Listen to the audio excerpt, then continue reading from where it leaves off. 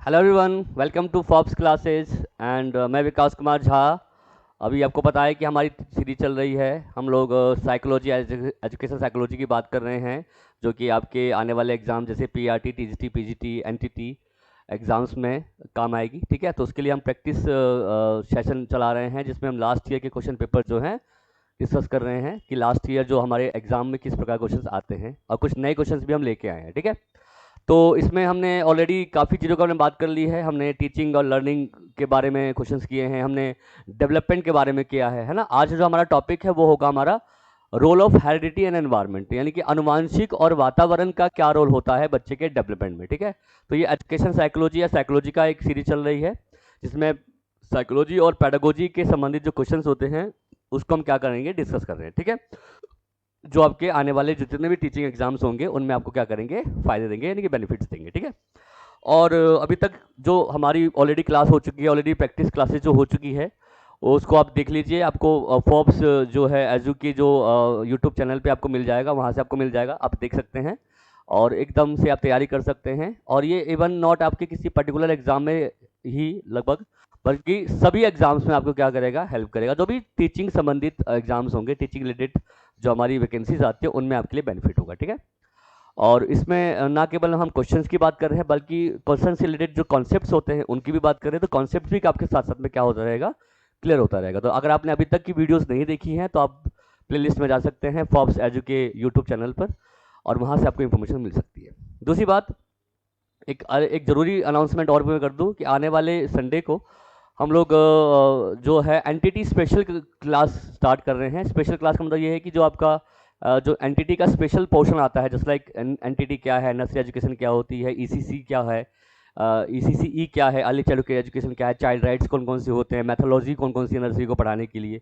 तो nursery special class जो है वो हम लेके आ रहे हैं, जो कि आपके हाइब्रिड लेवल पे चलेगी, यानी कि आप उसको यूट्यूब पर भी देख सकते हो और जनरल क्लास में भी चलेगी। तो आपको काफ़ी बेनिफिट मिलेगा, वो क्लास जरूर देखिए आप लोग। और उसमें काफ़ी इन्फॉर्मेशन जो है एंटिटी के बारे में मैं आपको बताऊंगा, और क्वेश्चन कैसे पूछे जाते हैं उसके बारे में हम डिस्कस करेंगे। ठीक है, बाकी हमारे और भी कोर्सेज चल रहे हैं। एसएसटी, टीसीटी, एसएसटी बैच हमारा चल चुका है, अच्छे से चल रहा है। अगर आपको क्लास चाहिए किसी भी मोड में, ऑनलाइन ऑफलाइन मोड में, आप ले सकते हैं। आप टीजीटी मैथ्स की क्लास ले सकते हैं, वो भी बैच हमारा चल रहा है ना। तो कोई भी बैच जो आपको चाहिए, किसी प्रकार की इंफॉर्मेशन चाहिए, तो आप वो जो है फॉब्स जो कि साइट पर आके ले सकते हैं, या जो नंबर दिया हुआ है आपका उस नंबर पे आप ले सकते हैं। ठीक है, और आज हम स्टार्ट कर रहे हैं प्रैक्टिस सेशन नंबर 4 या 3 है हमारा ये, जिसमें हम आज बात करेंगे हेरिडिटी एनवायरनमेंट पार्ट 1। देखो 01 लिखा हुआ है, यानी कि हम पार्ट 1 की बात कर रहे हैं, यानी कि 20 क्वेश्चन हम आज सोल्व करेंगे, क्योंकि टॉपिक क्वेश्चन ज़्यादा होते हैं, लंबी क्लास में हम नहीं समझा सकते उसको। तो इसके लिए हम उसको 2 पार्ट में वो करते हैं, ताकि हम इसको हम 1 बाय 1 समझा पाएँ। ठीक है, तो 20 क्वेश्चन इस पार्ट में आएंगे, 20 क्वेश्चन आपके अगले पार्ट में आएंगे। ठीक है, तो इसी पर हमारा 20 क्वेश्चन है। तो नेक्स्ट हम स्टार्ट करते हैं आज का सेशन। हमारा आज की जो क्वेश्चन है 20 क्वेश्चन की हेरिडिटी एनवायरनमेंट। आपको पता है बच्चों, डेवलपमेंट के अंदर हेरिडिटी एनवायरनमेंट का बहुत बड़ा रोल है। हमारा विकास जो है वो अनुवांशिक और वातावरण से मिलकर बना है। तो हेरिडिटी एनवायरनमेंट की जो इंटरेक्शन से हमारा क्या होता है, डेवलपमेंट होता है। ठीक है, तो कोई भी विकास कोई भी अधिगम बच्चे का हो रहा है, कोई बच्चा सीख रहा है, समझ रहा है, उसके पीछे 2 ही रीजंस होते हैं, एक होता है हेरिडिटी और एक एनवायरनमेंट। ठीक है, तो इसी पर आज हमारा जो क्वेश्चन है, और यहाँ पर याद रखना 1 से 2 क्वेश्चन आपके एग्जाम में 100% आएगा, अगर आप एनटीटी पीआरटी की तैयारी कर रहे हो। और बाकी पैडागोजी के अंदर भी आपके टॉपिक जो है काम आएंगे। इवन ये आपको आने वाले जैसे सीटेट का एग्जाम है, वो सीटेट के एग्जाम में भी काम आएगा, क्योंकि पैडागोजी हम पढ़ रहे हैं, एजुकेशन साइकोलॉजी पढ़ रहे हैं, कहीं ना कहीं आपके ऑल काइंड ऑफ जो टीचिंग एग्जाम्स होते हैं सभी में आपके क्या आएंगे, काम आएंगे। ठीक है, तो स्टार्ट करते हैं बच्चों, ये हमारा फर्स्ट क्वेश्चन है। ठीक है, क्वेश्चन नंबर 1 है, खेल के संदर्भ में स्वतंत्रता के वातावरण की स्थापना के संदर्भ में से कौन सा कथन सही नहीं है ना। यानी कि in the context of play which of the following statement is not correct regarding establish an atmosphere of freedom. Freedom मतलब कि आप स्वतंत्रता देना चाहते हो, खेल के समय आप स्वतंत्रता देना चाहते हो, तो इनमें से कौन सा स्टेटमेंट आपको लग रहा है कि सही नहीं है। ठीक है, in free time child should be set free for to do whatever he wants, मतलब फ्री टाइम में बच्चे को कुछ भी करने के लिए आप मोटिवेट करोगे जो वो करना चाहते हैं।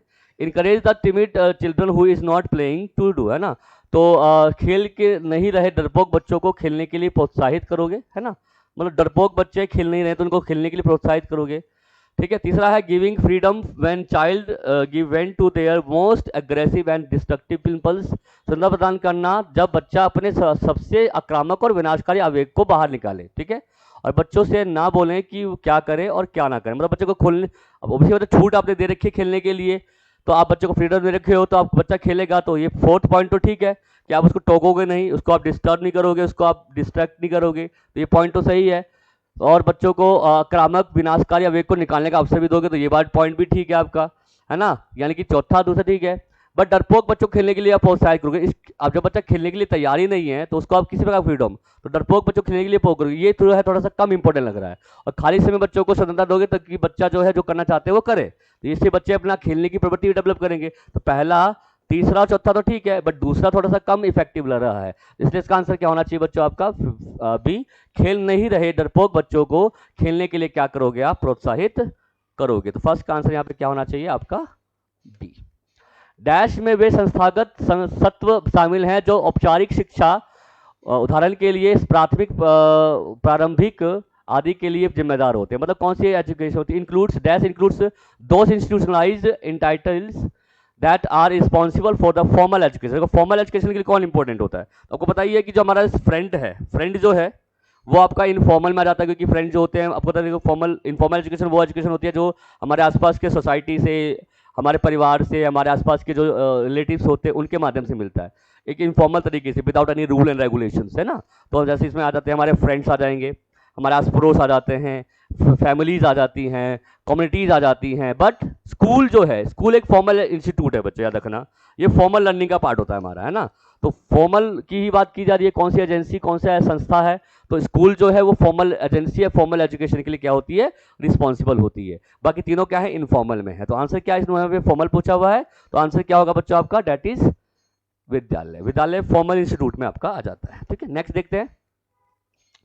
कक्षा के भौतिक वातावरण, भौतिक वातावरण को बढ़ाने में एक शिक्षक निम्नलिखित में से कौन सी भूमिका निभाता है। पहली बात तो भौतिक वातावरण क्या होता है, फिजिकल एनवायरनमेंट क्या होता है, जो भी आसपास क्लासरूम के एनवायरनमेंट होते हैं, जैसे कि लाइटिंग वगैरह प्रॉपर होती है, क्लास में बैठने के लिए चेयर्स हैं, रंग बिरंगे आसपास की दीवारें हैं, तो ये सारे क्या है, हमारे एनवायरनमेंट का पार्ट है। आपने देखा छोटे बच्चे जो क्लास ले रहे होते हैं प्ले स्कूल के अंदर, आपने देखा उसके आसपास का जो एनवायरनमेंट होता है बहुत अच्छा होता है, वो बहुत ही स्टिमुलेटिव होता है। स्टिमुलेटिव होता है कि बच्चों को कुछ सीखने के लिए या कुछ काम करने के लिए मोटिवेट करता है। तो एनवायरनमेंट जितना अच्छा होगा बच्चे का, बच्चा उतना ही सीखने के लिए क्या होगा, मोटिवेट होगा, ये आपको याद रखना है। तो इसमें पूछा है कि इनमें से कौन सी भूमिका निभाता है, बच्चों को शिक्षक किस प्रकार, ये भौतिक वातावरण बच्चों को, टीचर को किस प्रकार पढ़ाने के लिए मोटिवेट करता है। तो कक्षा की दीवारों से सौंदर्यात्मक के लिए छात्रों को प्रोत्साहन मिलता है, बिल्कुल ठीक है। आसपास का जो एनवायरनमेंट है, जो ब्यूटी है, उसको बच्चे देखते हैं, उसको उनको अच्छा लगता है। And make sure the classroom is clean before class start, class start करने से पहले क्लास को क्लीन करना चाहिए, साफ सुथरा रखना चाहिए, ये बात भी ठीक है, क्योंकि जितना स्वस्थ एनवायरनमेंट रहेगा उतना अच्छे तरीके से बच्चा सीखेगा और काम कर पाएगा। तो दोनों स्टेटमेंट आपके ठीक है, कि ये भी ठीक है और ये भी ठीक है। तो आंसर क्या होगा बच्चों, both right, A and first and second. तो आंसर क्या होगा इसका बच्चों, आपका फर्स्ट एंड सेकेंड दोनों। ठीक है, नेक्स्ट देखते हैं। एक मॉडल स्कूल स्वास्थ्य कार्यक्रम में बच्चों को स्वस्थ जीवन और अच्छी नागरिकता देने के लिए पाठ्यक्रम में विविध घटना शामिल है, इनमें से कौन से वे घटक हैं। ठीक है, शारीरिक शिक्षा, पोषण सेवा, स्कूल में परिवार और समुदाय की भागीदारी, शिक्षित भौतिक वातावरण। एक model school health programme includes various components in the curriculum to inculcate healthful living and good citizen. मतलब गुड सिटीजन डेवलप करने के लिए, हेल्पफुल लिविंग डेवलप करने के लिए स्कूल एनवायरमेंट प्रोग्राम में क्या क्या चीज रखना चाहिए। Which are the following is are the component, कौन से कंपोनेंट है, तो शारीरिक स्वास्थ्य बिल्कुल ठीक है, ऑब्वियसली फिजिकल हेल्थ या एजुकेशन हमें जोड़ना देना चाहिए बच्चों को, जिससे कि बच्चों में शरीर संबंधी स्वास्थ्य के बारे में जानकारी बने। न्यूट्रिशन सर्विसेज बिल्कुल ठीक है, न्यूट्रिशन भी देना जरूरी है। और तीसरा है family and community involve in school, बिल्कुल ठीक है, इन्वॉल्व होना चाहिए, तो वो उनके डेवलपमेंट या उनके स्वास्थ्य में भागीदारी दे सकते हैं। और अच्छा भौतिक वातावरण हो, अच्छा आसपास का एनवायरनमेंट क्लासरूम का होना चाहिए, तो चारों ही ठीक है इसके, है ना, चारों ही अच्छा रोल प्ले करते हैं बच्चे के डेवलपमेंट में। तो इसको करिकुलम में शामिल करना चाहिए, तो सारे इंपॉर्टेंट पॉइंट हैं बच्चों। तो आंसर यहाँ पे क्या होगा बच्चों आपका ए इज द राइट आंसर, चारों आंसर है। फिर क्या, एजुकेशन भी देनी है, स्कूल को भी, परिवार और स्कूल में परिवार और समुदाय को भी जोड़ना है, पोषण की बात भी करनी है, और भौतिक वातावरण भी अच्छा होना चाहिए क्लासरूम के, जिससे कि बच्चों का डेवलपमेंट हो। तो ये सारे अच्छे प्रोग्राम हैं जिसके माध्यम से बच्चों के अंदर अच्छी सिटीजन और अच्छी हैबिट्स हम क्या कर सकते हैं, डेवलप कर सकते हैं। ठीक है, तो आंसर इसका क्या होगा? ए होगा। नेक्स्ट देखते हैं क्वेश्चन नंबर 5। सोशल फोबिया क्या है? What is social phobia? Social phobia होता है लोगों से फोबिया, लोगों से मिलने का फोबिया। कुछ लोग होते हैं सोशल से इंटरेक्ट करना नहीं चाहते, दूसरे से बच के रहना पसंद करते हैं। बहुत कम लोग होते हैं मतलब इंट्रोवर्ट टाइप की पर्सनैलिटी बना लेते हैं और लोगों से मिलना जुलना कम पसंद करते हैं। तो सोशल फोबिया होता है लोगों की फोबिया। तो सामाजिक परिस्थितियों से बचना या अत्यधिक भय, ये है इसका आंसर, कि लोगों से डरते हैं हम, लोगों से इंटरेक्ट नहीं करते। तो आपने सुना होगा एक प्रॉब्लम होती है ऑटिज्म की, सुना होगा ऑटिज्म में भी बच्चों को ज़्यादा सोशल फोबिया ही होता है। तो ऑटिज्म वाले बच्चे जो होते हैं ना, वो सोशली इंटरेक्ट करना कम पसंद करते हैं, है ना। तो सोशल फोबिया मतलब कि लोगों से बचते हैं, लोगों से बात करना कम पसंद है, उनको अकेले रहना पसंद होता है बच्चों, है ना। तो सोशल फोबिया क्या है? एक्सट्रीम फियर और अवॉइडेंस ऑफ सोशल सिचुएशन, सामाजिक परिस्थिति से क्या करते हैं ये बच्चे? भागते हैं। तो फर्स्ट इसका आंसर है। उड़ने की अत्यधिक भय, ये भी नहीं है। ऊंचाई से डर, ये भी नहीं है। गरज और रोशनी से डर, ये भी नहीं है। आंसर क्या होगा? सोसाइटी वाली बात कर रहा था, सोशल स्थितियों से, सिचुएशन से हम क्या करते हैं? भागने की कोशिश करते हैं। ठीक है, तो ये इसका आंसर होगा बच्चों। नेक्स्ट देखते हैं। निर्मला के पिता एक किसान को उनके शिक्षक के बच्चों को सामान्य रूप से पौधों के बारे में ढंग से समझने में मदद करने के लिए आमंत्रित किया जाता है। बिल्कुल ठीक है। यह दिया गया कथन पर्यावरण अध्ययन के नियमित उपयोग किए जाने वाले निम्नलिखित में से किस संसाधन का प्रतिनिधित्व करता है ना? सामुदायिक संसाधन, मीडिया संसाधन, मानवीय संसाधन, प्राकृतिक संसाधन, है ना। Nirmala as a father of a farmer has been invited by the teacher to help the children understand better about plants and general। ठीक है, this given statement represents which of the following source used by the environment study। देखिए, एक term होता है community, समुदाय। समुदाय मतलब होता है कि एक ऐसा संगठन जो कि किसी चीज के डेवलपमेंट या किसी चीज के बारे में, किसी चीज के संबंधित सूचनाओं की जानकारी हमें देता है, सूचना हमें देता है। जैसे आपने देखा होगा कि अगर मान लो कि आपको हेल्थ संबंधी जानकारी लेनी होती है तो आप कहाँ से जाते हैं? हॉस्पिटल जाते हैं। तो हॉस्पिटल में आपको देखा कि नर्स होता है, डॉक्टर होते हैं, क्लिनिक होता है। तो वहाँ से हमें जो है शिक्षा मतलब हेल्थ संबंधी जानकारी या क्या क्या बीमारियाँ होती है उसके बारे में हमें जानकारी मिलती है। तो अगर हमें बीमारियों के बारे में जानना है, हेल्थ के बारे में जानना है, तो हम किसी डॉक्टर को अगर क्लास में अपॉइंट करते हैं, तो यानी कि हम एक कम्युनिटी के लोग को क्लास के अंदर लेके आ रहे हैं। सिमिलरली अगर हम एग्रीकल्चर के बारे में बताना चाहते हैं तो हम किसको लेकर आ रहे हैं? किसान को। किसान उस कम्युनिटी का मेंबर हुआ, इस कम्युनिटी का, समुदाय का क्या हुआ? मेंबर हुआ। तो ये जो हम कम्युनिटी के व्यक्ति को क्लास में लेके आ रहे हैं तो उसको हम बोलते हैं कम्युनिटी रिसोर्स। क्या बोलते हैं? कम्युनिटी रिसोर्स बोलते हैं। कम्युनिटी रिसोर्स मतलब क्या होगा कि एक कम्युनिटी को हम क्या लेके आ रहे हैं? समुदाय को क्लास में लेकर आ रहे हैं। कम से कम कि एक ऐसे एरिया, ऐसे कल्चर को लेके आ रहे हैं जो किसी संबंधी जानकारी आपको दे रहा है। तो आंसर यहाँ पे क्या होगा? या आंसर क्या होगा? सीधा सा आंसर यहाँ क्या है बच्चों? That is community. जैसे आपको ट्रैफिक बारे में जानना है, पुलिसों के बारे में जानना था, पुलिस स्टेशन या पुलिस के आसपास के एनवायरमेंट के, तो वो एक कम्युनिटी है जहाँ पर एक से अधिक लोग रहते हैं और एक से अधिक चीज़ों के बारे में बताई जा रही है वहाँ पर। अगर आपको और किसी नॉलेज के बारे में जानना तो किसी एक कम्युनिटी में आप जाते हो, तो जिस जगह से आप सूचना ले रहे हो, जिस जगह से आपको सूचनाएं मिल रही है, जो लोग आपको सूचना दे रहे हैं, वो इस एनवायरमेंट को हम कम्युनिटी बोलते हैं, यानी कि समुदाय बोलते हैं। समुदाय एक तरह का समूह होता है, ग्रुप होता है, जहाँ से एक प्रकार की सूचना, इंफॉर्मेशन हमें क्या होती है? मिल पाती है। ठीक है, आगे देखते हैं। नेक्स्ट क्वेश्चन कौन सा है हमारा? महेश और सुरेश जो है बारी बारी से एक दूसरे को झूले पर धकेल रहे हैं, ये कौन सा खेल है? तो ये आसपास खेल रहे हैं, साथ साथ खेल रहे हैं, तो इसको क्या बोलेंगे हम? कोऑपरेटिव प्ले बोलेंगे, सोलिटरी प्ले बोलेंगे? तो सोलिटरी प्ले तो ये होता है तो अकेले खेला जाता है, तो यहाँ पे दो लोग खेल रहे हैं, तो obvious सी बात है ये तो नहीं होगा। सहकारी प्ले होता है कि हेल्प देके खेलना है एक दूसरे की, तो सहकारी प्ले, कोऑपरेटिव प्ले है बच्चों।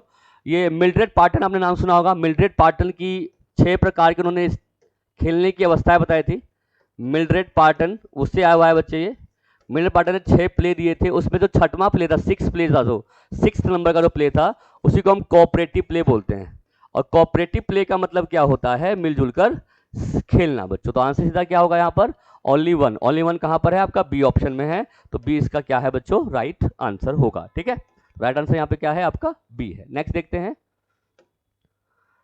टीजीटी मैथ्स स्पेशल क्लास में ऑलरेडी बता चुका हूँ आपको, ये मैथ्स की क्लास आपको मिल जाएंगी। टीजीटी मैथ्स की क्लास आपको लेनी है तो ऑनलाइन ऑफलाइन दोनों मोड में आपको मिलेगा। ठीक है, अगर आपको चाहिए बैच तो आप इस नंबर पर कांटेक्ट कर सकते हैं। ठीक है, आपको इस नंबर पे कांटेक्ट कर सकते हैं आप लोग।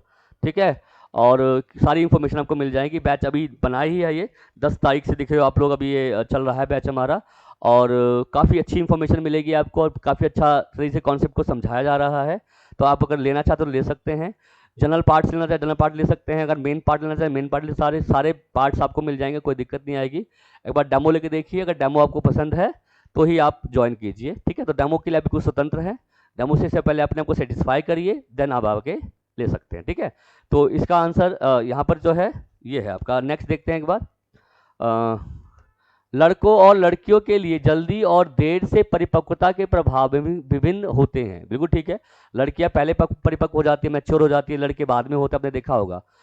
परिपक्व होने वाले लड़कों की निम्नलिखित में से कौन सी विशेषता सही नहीं है? जल्दी परिपक्व होने वाले लड़कों की कौन सी विशेषता नहीं है, ठीक है। तो बेटर कोऑर्डिनेशन बेटर कर लेते हैं, ऑब्वियसली बात, अगर परिपक्व होंगे तो कोऑर्डिनेशन अच्छा हो जाएगा। मोर मस्कुलर एंड स्ट्रॉन्गर, और मस्कुलर अच्छी हो जाती है, बिल्कुल ठीक है बात, उनका मसल्स अच्छे हो जाते हैं। अपर्याप्त और निर्भरता की भावना, निर्भरता मतलब होता है फीलिंग ऑफ इनएडिक्वेटी, मतलब कम मिला मुझे, निर्भरता मतलब होता है कि हमें कम मिला है या हम किसी पर निर्भर हैं, तो ऐसी कोई फीलिंग तो होती नहीं है। उसने नॉट पूछा हुआ है, कौन सी विशेषता नहीं है, तो ये तीसरी वाली है, have feeling of adequacy and dependency, उसको लग रहा है हम दूसरे पे डिपेंडेंट होते जा रहे हैं, ऐसा नहीं है। इवन मैच्योरिटी से हम इंडिपेंडेंट फील करते हैं अपने आप को, तो ये आंसर तो मेरे ख्याल से नहीं होना चाहिए। और पार्टिसिपेट मोर फ्रिक्वेंट एंड को करिकुलम एक्टिविटीज, हम जैसे डांस में, प्ले में, और किसी और खेल की एक्टिविटीज में हम क्या करते हैं, पार्टिसिपेट करते हैं, वो भी ठीक है। जितना परिपक्व होंगे पार्टिसिपेट करेंगे, तो तीनों ठीक है, पहला भी ठीक है, बी भी ठीक है, डी भी ठीक है। कौन सा ठीक नहीं पूछा है, तो आंसर क्या होगा बच्चों आपका, that is C is the right answer, इसमें नॉट पूछा हुआ है, ठीक है। नेक्स्ट देखते हैं बच्चों, अच्छा क्वेश्चन था ये, आप इसको देख लीजिए।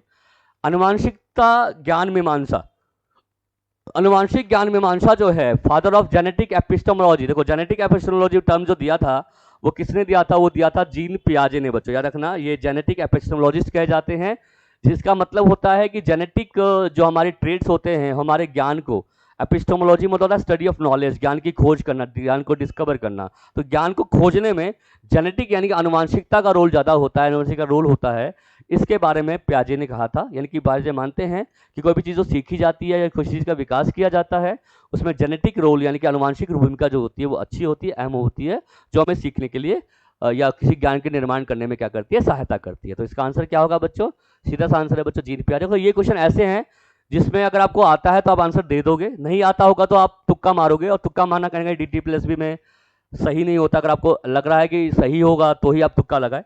और ऐसे क्वेश्चन आपको 2-4 मिलेंगे जो कि नाम पर बेस्ड होंगे, कोई कोटेशन दे देंगे, बोलेंगे भाई किसने कहा था, किसने इसको दिया था, तो ऐसे क्वेश्चन भी मिलेंगे आपको। तो इस क्वेश्चनों के लिए भी आपको क्या रहना है, तैयार रहना है, ठीक है। चलिए नेक्स्ट देखते हैं क्वेश्चन, इसका सीधा सा पियाजे होगा बच्चों। नेक्स्ट है 10th, कौन सी पर्यावरणीय शिक्षा शिक्षण पद्धति की नहीं है ना, मतलब आप एनवायरमेंट एजुकेशन देना चाहते हैं और तो कौन सा टीचिंग मेथड नहीं है।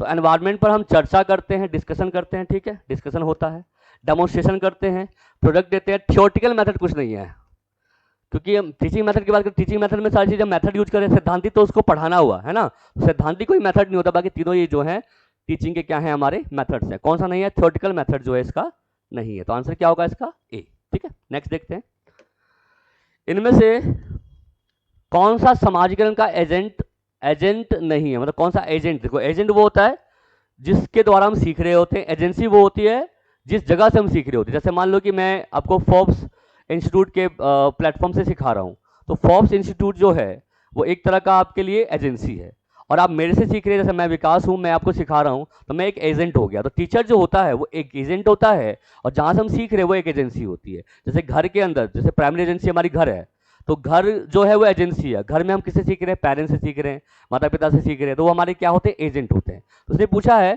कि इनमें से कौन सा समाजीकरण का एजेंट नहीं है, मतलब एजेंट नहीं है सोसाइजेशन का, तो फैमिली है, ऑब्वियसली बात है, फैमिली से हम सीखते हैं, बिल्कुल है। पीए ग्रुप से सीखते हैं, ये भी ठीक है। मास मीडिया सीखते हैं, ये भी ठीक है। बट स्कूल बिल्डिंग तो एक इंफ्रास्ट्रक्चर है, एक फिजिकल स्ट्रक्चर है, एक फिजिकल एनवायरनमेंट का पार्ट है। तो ये किसका पार्ट है, ये एक फिजिकल एनवायरनमेंट का पार्ट है, भौतिक वातावरण का पार्ट है। तो ये तो वातावरण से कनेक्ट हो गया, तो ये तो नहीं होना चाहिए। उसने बोला एजेंसी एजेंट है, तो तीनों एजेंट है, ये एजेंट नहीं है। तो उसने पूछा कौन सा नहीं है, तो आंसर क्या होगा, स्कूल बिल्डिंग यानी कि विद्यालय भवन, ठीक है। तो बहुत ही इजी क्वेश्चन था ये वाला। नेक्स्ट देखते हैं, जननशीलता बनाम ठहराव किस अवस्था में होती है। तो ये जो क्वेश्चन है वो एरिक्सन की थ्योरी से लिया गया है।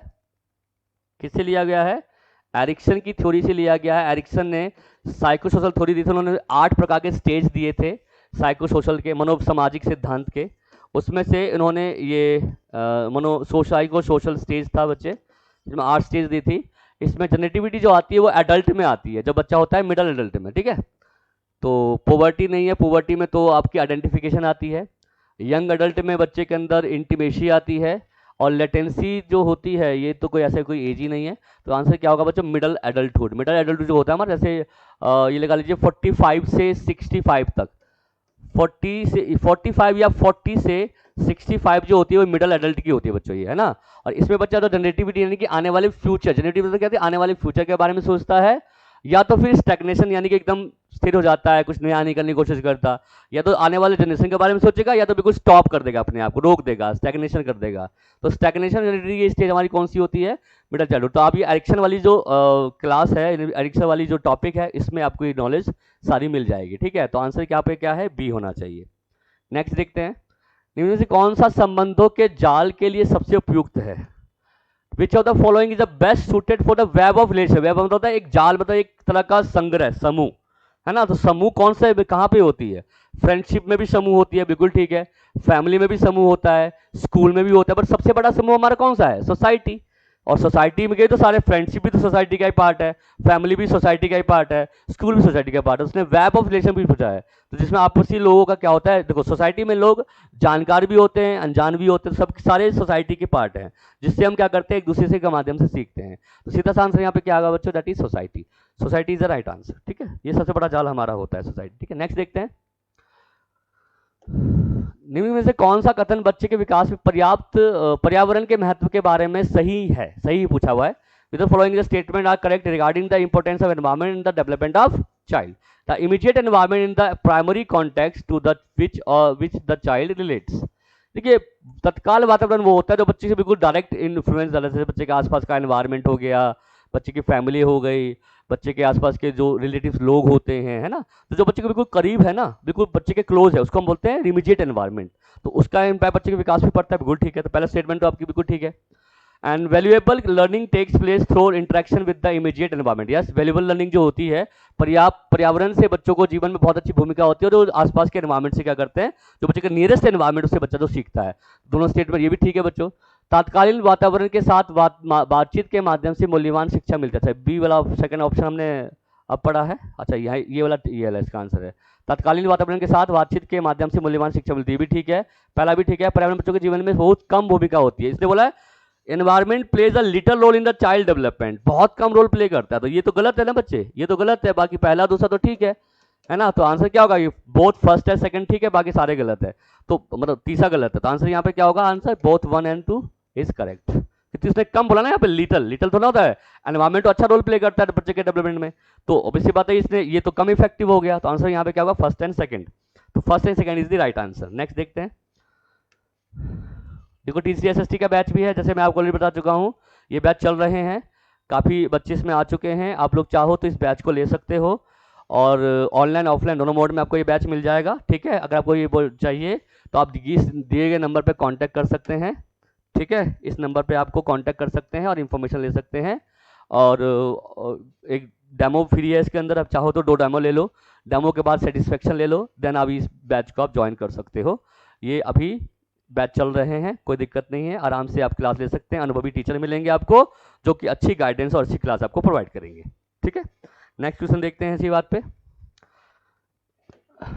निम्न में से किसको उस प्रक्रिया के रूप में परिभाषित किया जा सकता है जिसे के माध्यम से कोशिकाएं माता पिता के उनके बच्चों तक शारीरिक और मानसिक लक्षणों को ले जाती है। Which of the following can be defined as the process through which cells carry physical and mental characteristics from parents to their offspring. तो कौन से सेल्स मिलते हैं, हाँ, अनुवांशिक भूमिका, अनुवांशिक से हमें सीखने के जो बच्चों के डेवलपमेंट के सेल्स मिलते हैं, मतलब अनुवांशिक द्वारा जो गुण प्राप्त होते हैं बच्चों को माता पिता से, उसको हम क्या बोलते हैं, हेरिडिटी बोलते हैं। सीधा सा आंसर यहाँ पे क्या होगा, हेरिडिटी होगा, ठीक है। चलिए नेक्स्ट देखते हैं,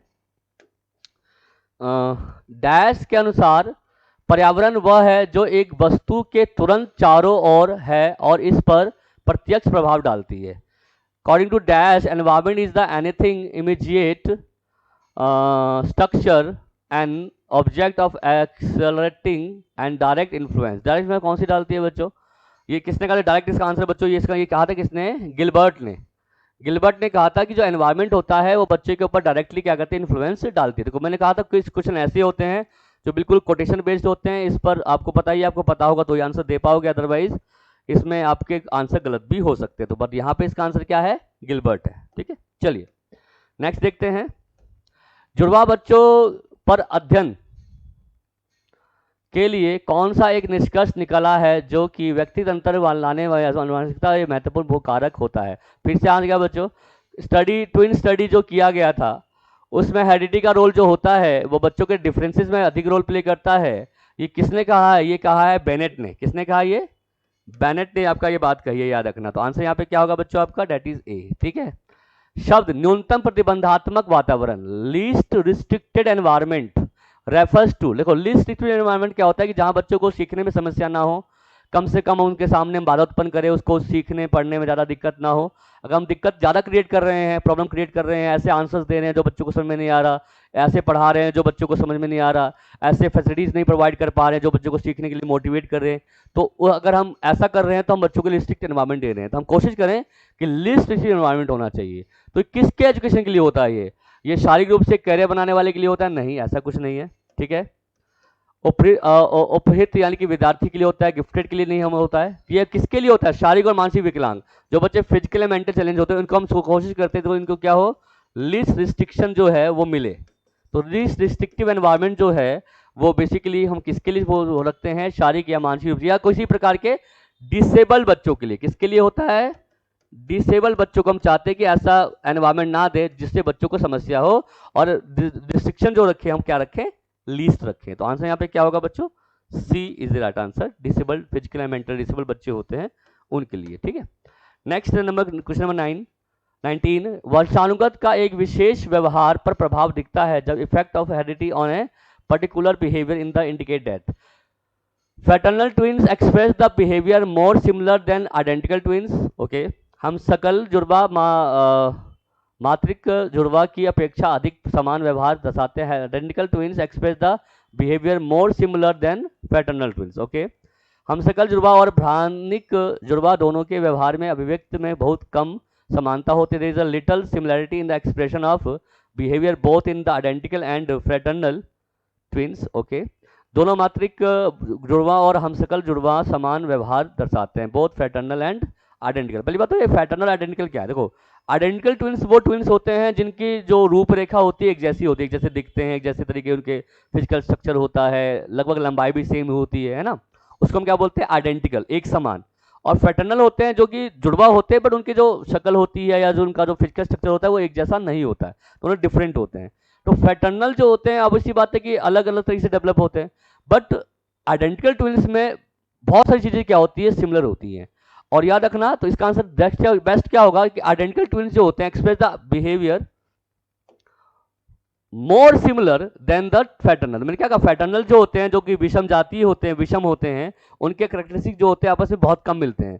बट जो आइडेंटिकल ट्विन्स होते हैं ऑब्वियसली बात है कि उनका ट्विन्स जो है वो एक ही सेल से दो निकले हुए होते हैं, तो वो जो होता है बच्चों वो ज़्यादा अच्छा या सिमिलर बिहेवियर क्या करते हैं, शो करते हैं। आपने मूवी वगैरह में देखी होंगी, जो बच्चे होते हैं एक का इम्पैक्ट दूसरे पे पड़ता है, तो ऐसा देखा जाता है। तो इसका आंसर बेस्ट क्या होगा बच्चों आपका, डेट इज बी।